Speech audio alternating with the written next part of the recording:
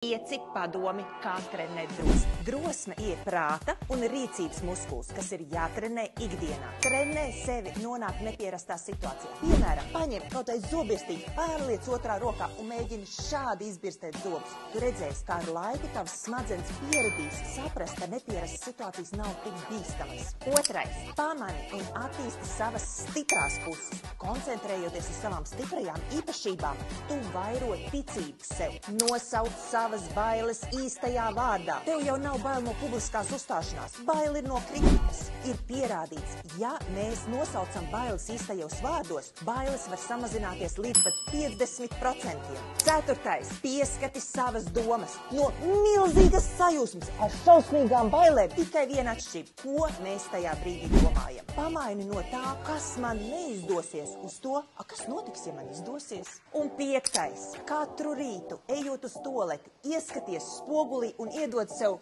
high five. Tāds, kāds tu esi, tāds jau tu esi īpašs. Un neviens cits pasaulē nevarēs izdarīt labāk to, ko tu pats vēlies. Ar drosmi dzīvot. Hei, klausies, no kā tev ir bail?